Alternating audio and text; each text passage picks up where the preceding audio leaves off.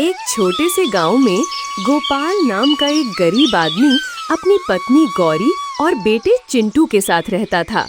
गोपाल अपने बेटे चिंटू के साथ मिलकर समोसे बेचता और उसी से अपने परिवार का गुजारा करता था। अच्छा गौरी, तो हम चलते हैं, अपना ख्याल रखना। ठीक है, ध्यान से जाना और अगर साहूकार मिले तो उसे ज्यादा बहस मत करना।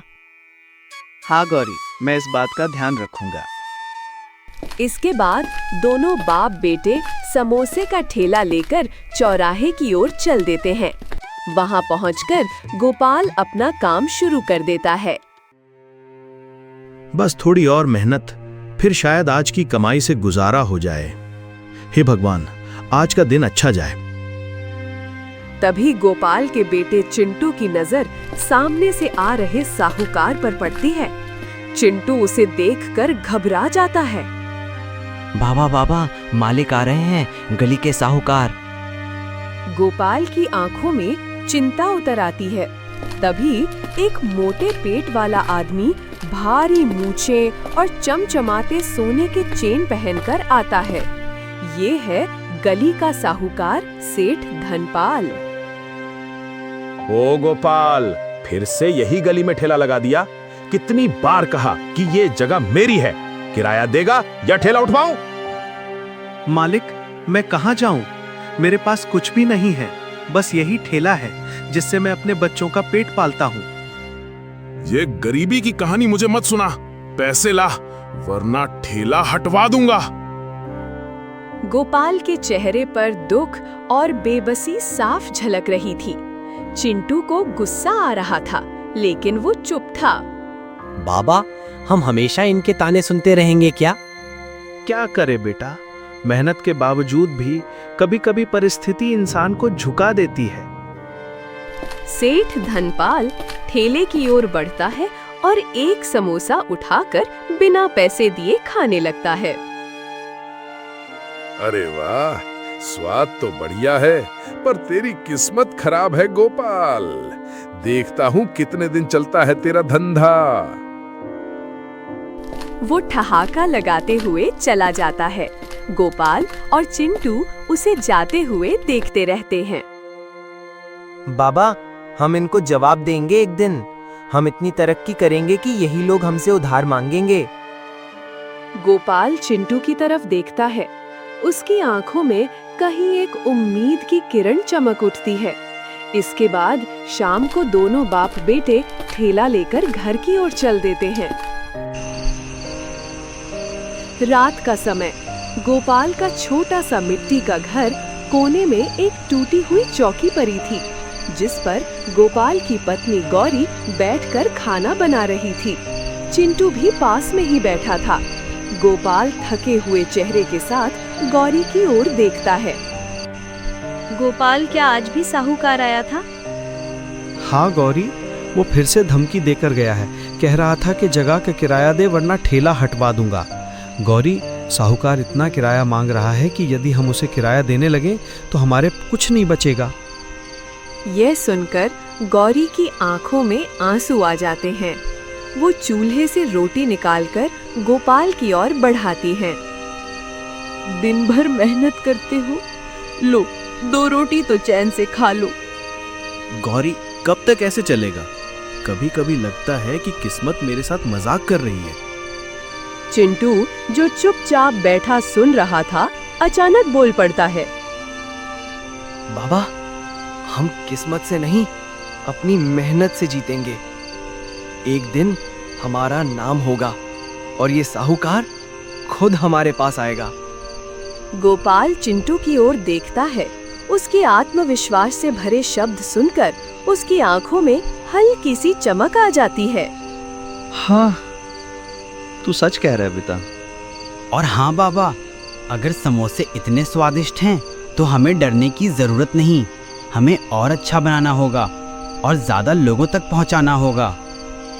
गौरी भी चिंटू की बात सुनकर सोच में पड़ जाती है। लेकिन बेटा, ये सब करने के लिए पैसे कहाँ से आएंगे? माँ, अगर हमारे पास पैसे नहीं हैं तो हम अपनी मेहनत बढ़ा सकते हैं। हमें कुछ नया सोचना होगा, कुछ अलग। गोपाल और गौरी चिंटू की बातों को ध्यान से सुनते हैं। उनकी आंखों में एक नई उम्मीद की चमक उठती है। रात धीरे धीरे गहरी होती जाती है, लेकिन अब इस छोटे से घर में एक नई उम्मीद जाग चुकी थी। अगली सुबह गोपाल और उसका बेटा चिंटू थैला लेकर चौराहे की ओर निकलते हैं। जैसे ही वे वहां पहुंचकर अपना काम शुरू करते हैं, तभी साहूकार वहां आ जाता है। साहूकार गुस्से में गोपाल को देखता है। ओए, तुझसे कितनी बार मना कर दिया कि यहाँ ठेला मत लगाया कर। किराया तो देता नहीं है और रोज फ्री में ठेला लगा लेता है। साहूकार जी, आपको तो पता ही है कि मैं कितना गरीब आदमी हूँ और थोड़े बहुत समोसे बेचकर अपने घर का गुजारा करता हूँ। साहूकार जी, मैं दिन भर में मुश्किल से 250 रुपए कमा पाता हूँ। यदि उसमें भी मैं आपका किराया देने लगूंगा तो मेरे पास क्या बचेगा? तो ठीक है, यदि तुझे किराया नहीं देना तो अभी के अभी अपना ठेला यहाँ से हटा, नहीं तो आदमियों को बुलाकर तेरा ठेला यहाँ से फिकवा दूंगा। यह सुनकर गोपाल की आंखों में आंसू आ जाते हैं। दोनों बाप बेटे अपना ठेला लेकर वहां से गांव की दूसरी ओर चलने लगे। बाबा, अब हम क्या करेंगे? चिंता मत कर बेटा, भगवान सब देख रहा है। कहीं ना कहीं कोई जगह मिल ही जाएगी।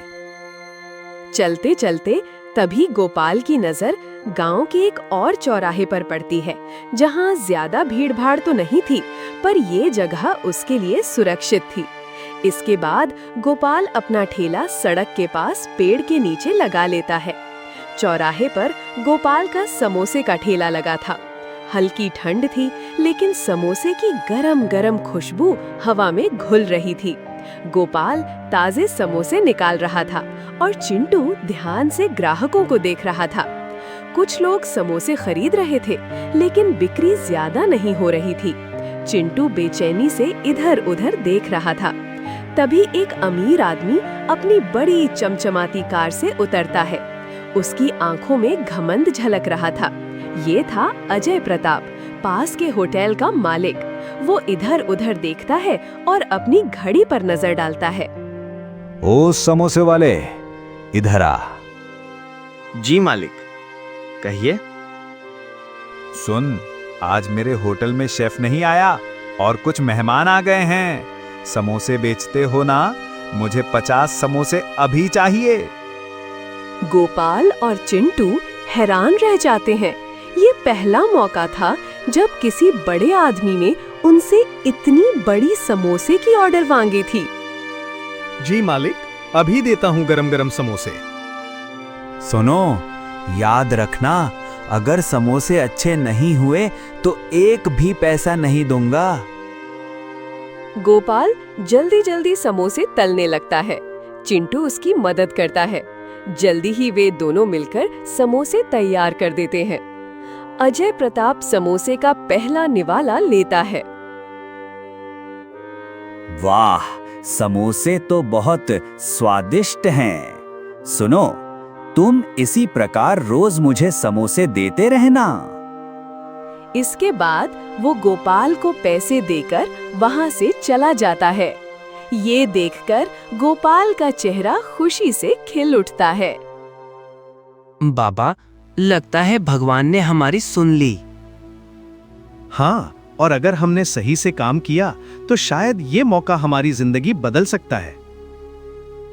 इसके बाद शाम को दोनों खुशी-खुशी घर पहुंचते हैं। रात का समय, छोटे से मिट्टी के घर में हल्की रोशनी टिमटिमा रही थी। गोपाल, गौरी और चिंटू जमीन पर बैठे थे। उनके चेहरे पर खुशी की चमक थी, लेकिन साथ ही एक चिंता भी झलक रही थी। तो अब हमारे समोसे होटलों में भी जाने लगे। हाँ, और अगर हमने सही से काम किया तो शायद ये मौका हमारी जिंदगी बदल सकता है। बाबा, हमें बस जमकर मेहनत करनी होगी। हमें पहले से ज्यादा समोसे बनाने होंगे। पर इतने समोसे बनाने के लिए सामान कहाँ से आएगा? तेल, मसाले, मैदा, ये सब चाहिए ना। वो बातें कर ही रहे थे कि तभी अचानक तेजी से बारिश शुरू हो जाती है। गोपाल के घर की छत कच्ची होने के कारण बारिश की बूंदें तेजी से घर में गिरने लगती हैं। भगवान, ये क्या हो गया? हमारा सारा सामान भीग रहा है। गोपाल, अब क्या होगा? गोपाल कुछ नहीं बोल पाता। आखिर वो इस बारिश में कर ही क्या सकता था। गांव के सभी लोग अपने घर के दरवाजे बंद कर लेते हैं। गोपाल के परिवार को इस बारिश में ही पूरी रात बितानी पड़ रही है। सुबह को गोपाल अपने घर की छत को ठीक करता है। इसके बाद गौरी उससे कहती है, गोपाल, अब क्या होगा? समोसे का सारा सामान भीगकर खराब हो गया। गोपाल गहरी चिंता में पड़ जाता है। तभी उसका बेटा चिंटू बोल पड़ता है, बाबा, हमें उधार लेना पड़ेगा। दुकान वाले काका अच्छे आदमी हैं। अगर हम उनसे मदद मांगे तो शायद वे थोड़ा सामान उधार दे दें। अगर उधार लिया और होटल ने समोसे लेने बंद कर दिए तो कर्ज कैसे चुकाएंगे? गौरी, हमारे समोसे ही हमारी गारंटी है। मेहनत करेंगे और अच्छा काम करेंगे तो भगवान भी साथ देगा। गौरी कुछ नहीं कहती, लेकिन उसकी आंखों में विश्वास झलक रहा दिखता है। गोपाल और चिंटू गली के नुक्कड़ पर स्थित एक छोटी किराने की दुकान पर पहुंचते हैं। दुकान का मालिक माधव काका पुराने और ईमानदार इंसान हैं। वे गोपाल को देखते ही मुस्कुरा देते हैं। अरे गोपाल, आज इतने सुबह सुबह क्या चाहिए? काका, थोड़ी मदद चाहिए थी। मैंने समोसे बेचने का काम शुरू किया और मेरे समोसे होटल में भी जाने लगे। लेकिन कल रात की बारिश से मेरे घर की छत टूट गई और सारा सामान खराब हो गया। काका, कृपया करके अभी थोड़ा सामान उधार दे दो। जैसे ही पैसे आएंगे पहला काम आपके कर्जा चुकाने का करूंगा। माधव काका थोड़ी देर सोचते हैं। चिंटू की उत्सुक आंखें उन्हें टकटकी लगाए देख रही थी।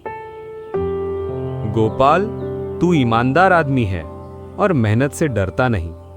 तुझे उधार देने में मुझे कोई दिक्कत नहीं, पर एक शर्त है। क्या शर्त है काका? बस इतना कि जब तेरा काम चल पड़े तो मेरी दुकान से ही सामान लेना पड़ेगा। ये तो बहुत अच्छी शर्त है काका। आप हमें सामान दीजिए, हम वादा करते हैं कि आपको कभी धोखा नहीं देंगे। माधव काका हंसते हुए सर हिलाते हैं और गोपाल को सामान दे देते हैं। गोपाल काका का धन्यवाद कर और सामान लेकर घर की ओर चल पड़ता है। अगली सुबह चौराहे पर गोपाल के ठेले पर अब पहले से ज्यादा चहल पहल थी। अब गोपाल के ठेले पर अच्छे खासे ग्राहक आने लगे थे। तभी अजय प्रताप होटल का मालिक समोसा लेने के लिए वहां आता है। वो देखता है कि कई और बड़े ग्राहक भी गोपाल के ठेले से समोसे खरीद रहे थे। अजय प्रताप सोचता है, यदि इसी प्रकार इसका काम अच्छा चलता रहा तो एक दिन ये मुझसे भी आगे निकल जाएगा, जिस वजह से मेरा होटल बंद हो सकता है। कोई बात नहीं, इसे तो मैं बाद में देख लूंगा। अजय प्रताप जल्दी से गोपाल से समोसे लेता है और अपने होटल पर पहुंचता है। तभी अजय प्रताप के होटल के सामने दो लड़के आते हैं। अरे रमेश, चल कुछ खाते हैं यार, भूख लग रही है। महेश, तूने नहीं सुना? हमारे गांव का गोपाल बहुत अच्छे समोसे बनाता है। चल वहीं चलकर कुछ खाते हैं, और वैसे भी इस होटल पर बहुत महंगाई है। इसके बाद दोनों दोस्त वहां से चले जाते हैं। ये देखकर अजय प्रताप गुस्से से भर जाता है। अगर ऐसे ही चलता रहा तो मैं तो एक दिन बर्बाद हो जाऊंगा। मुझे कुछ करना होगा। फिर वो गोपाल के खिलाफ साजिश रचने लगता है। सुनो, आज रात गोपाल के घर जाकर उसका ठेला तोड़ दो। बहुत उछल रहा है। मैं भी देखता हूं कि ये समोसे कैसे बेचता है। रात का समय अजय प्रताप के आदमी चुपके से गोपाल के घर के पास जाकर उसका ठेला तोड़ देते हैं, फिर वहां से भाग जाते हैं। अगली सुबह जब गोपाल घर से बाहर आकर अपने ठेले को देखता है तो वो पूरी तरह घबरा जाता है। आखिर ये किसने किया है? हे भगवान, ये क्या हो रहा है मेरे साथ? गोपाल की आवाज सुनकर गौरी और चिंटू दौड़े चले आते हैं। क्या हुआ गोपाल? तभी गौरी की नजर ठेले पर पड़ती है जो बुरी तरह टूटा पड़ा था। ये देखकर गौरी बहुत दुखी होती है और उसकी आंखों में आंसू आ जाते हैं। अब क्या होगा बाबा? तभी माधव काका जो अपनी दुकान पर जा रहे थे, उनकी नजर गोपाल पर पड़ती है। अरे गोपाल, क्या हुआ? माधव काका, देखो कोई कल रात मेरा ठेला तोड़कर चला गया। माधव काका यह देखकर हैरान रह जाते हैं। वे सोचते हैं, गोपाल एक मेहनती आदमी है और अच्छे समोसे बनाता है। किसी ने जलन के कारण उसका ठेला तोड़ दिया होगा। गोपाल, तो चिंता मत कर, मेरी एक दुकान खाली पड़ी है। अगर तू चाहे तो उसमें अपने समोसे बेच सकता है। और सुन, जब तक तेरा काम अच्छा नहीं चल जाता, मैं तुझसे किराया नहीं लूंगा। माधव काका की यह बात सुनकर गोपाल के चेहरे पर थोड़ी शांति आती है।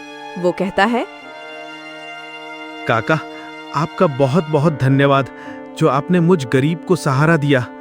मैं पूरी कोशिश करूंगा इस दुकान को अच्छे से चलाने की। इसके बाद अगले दिन से गोपाल माधव काका की दुकान में समोसे बेचने लगता है। धीरे धीरे गोपाल की दुकान चलने लगती है। अब ग्राहकों की भीड़ हर रोज बढ़ रही थी।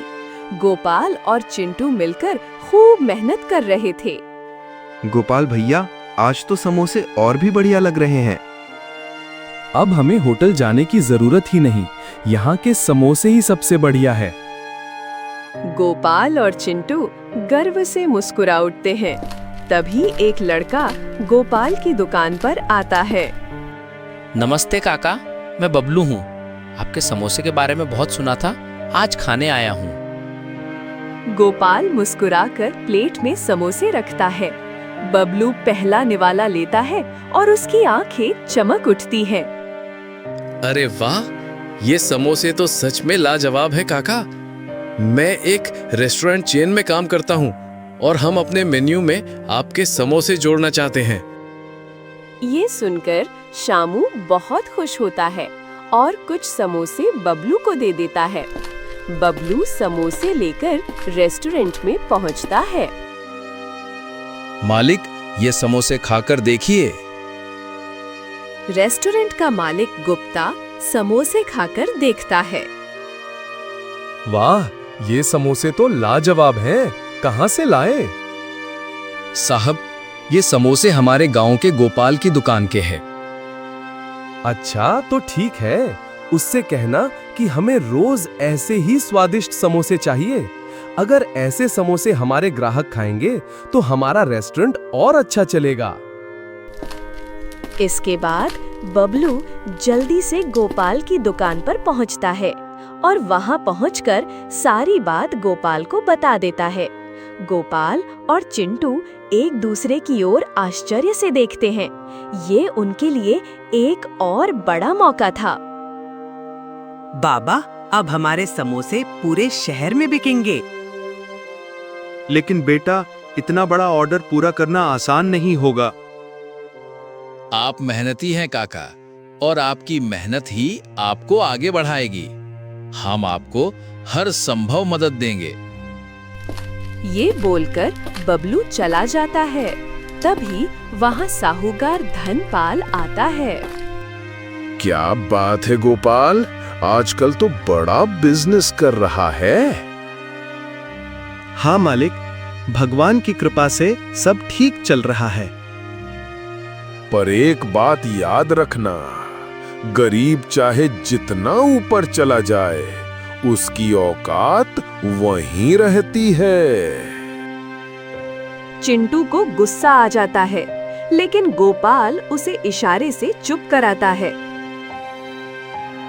मालिक, आदमी की औकात उसकी मेहनत और इज्जत से बनती है, ना कि पैसों से। सेठ धनपाल कोई जवाब नहीं दे पाता और गुस्से में वहां से चला जाता है। गोपाल की आंखों में एक नई उम्मीद जाग उठती है। चिंटू के चेहरे पर आत्मविश्वास छलकता है। अब उनका सपना और भी बड़ा होने वाला था। गोपाल माधव काका का भी सारा कर्ज चुका देता है। गोपाल का सफर एक ठेले से शुरू हुआ था, लेकिन अब वो अपनी खुद की दुकान और एक बड़े बिजनेस की ओर बढ़ रहा था। उसकी मेहनत, ईमानदारी और संघर्ष ने उसे सफलता की ओर पहुंचाया।